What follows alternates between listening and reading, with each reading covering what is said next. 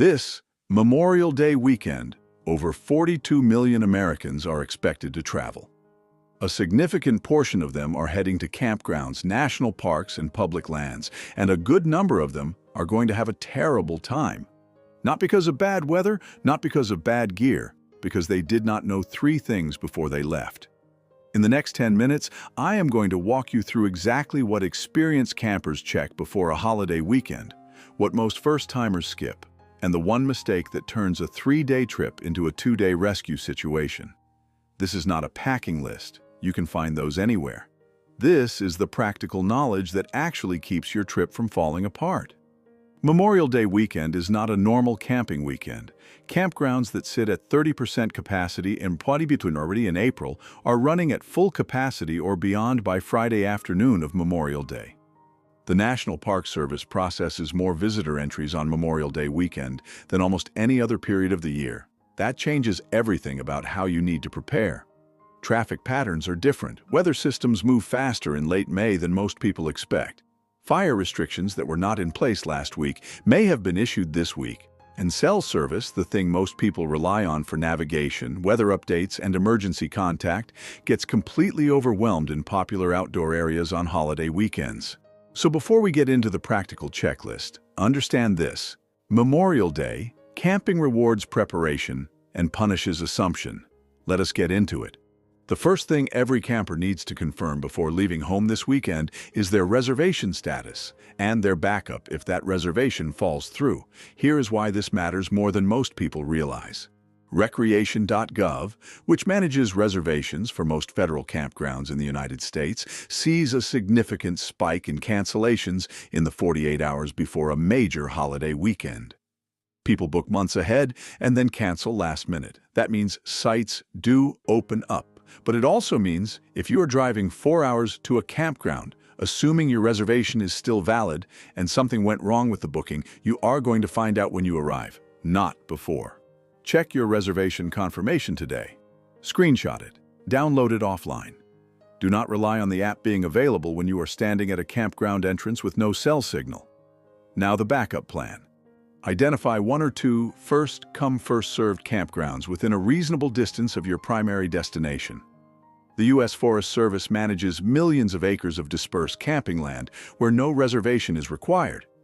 A quick search on the U.S. Forest Service website for your target region will show you where that land is and what the current fire restrictions are. I will put a link to the Forest Service Camping Finder in the description below. The second thing to check is weather, but not the way most people check it. Opening a weather app and looking at the weekend forecast for your home city tells you almost nothing useful about conditions at your campsite. Here is what you actually need to do. Search the specific forecast for the nearest town to your campground, not your departure city. Mountain and forest elevations can be 10 to 20 degrees cooler than nearby towns, and afternoon thunderstorms that do not appear in a general regional forecast are extremely common in elevated terrain during late May. The National Weather Service runs a dedicated outdoor recreation forecast tool at weather.gov. You can enter a specific location and get an hour-by-hour forecast that includes wind, precipitation probability, and lightning risk. Use that, not a consumer weather app. Now, fire conditions. This is the one most campers skip entirely, and it is the most important check of all.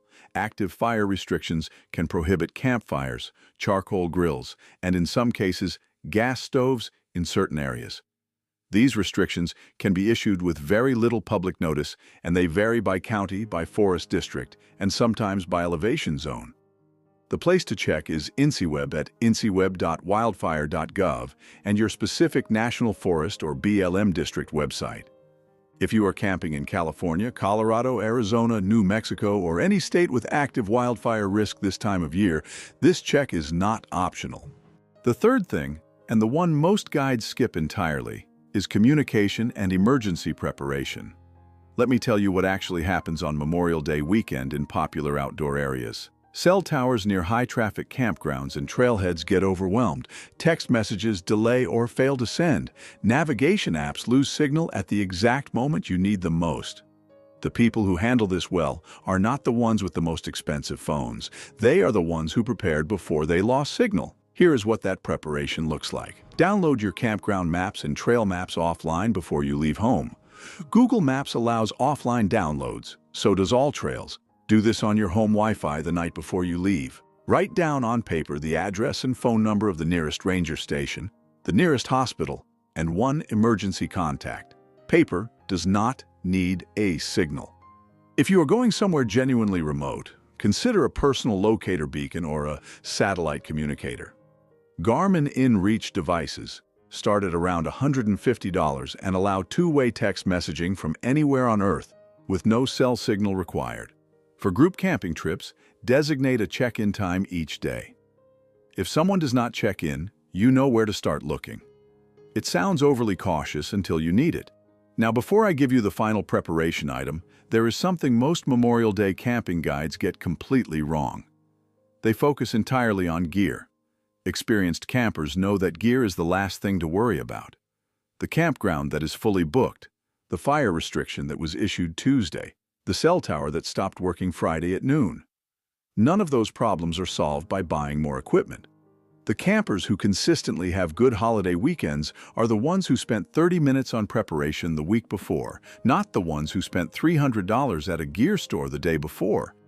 That said, there is one gear item worth mentioning here, because it is the single most overlooked piece of safety equipment on Memorial Day weekend specifically. A quality first aid kit designed specifically for outdoor use, not the small plastic box from a dollar store. A proper wilderness first aid kit that includes blister treatment, splint materials, an emergency Mylar blanket, and basic wound care supplies. The American Red Cross recommends keeping one in every vehicle that travels to remote areas, and Memorial Day weekend sees a significant spike in outdoor injuries simply because more people are outdoors in unfamiliar terrain. I will link to the one I recommend in the description. It covers everything a group of 4 needs for a weekend trip, and it packs down to the size of a large paperback book. So here is your Memorial Day camping preparation checklist before you leave. 1.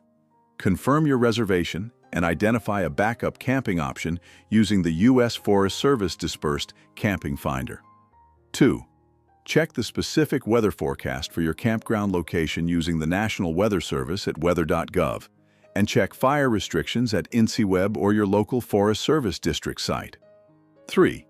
Download your maps offline, write down your emergency contacts on paper, and consider a satellite communicator if you are going somewhere remote. 4. Pack a proper wilderness first aid kit. 30 minutes of preparation before you leave is worth more than any piece of gear you could buy. If you found this useful, the next video I recommend watching is right here.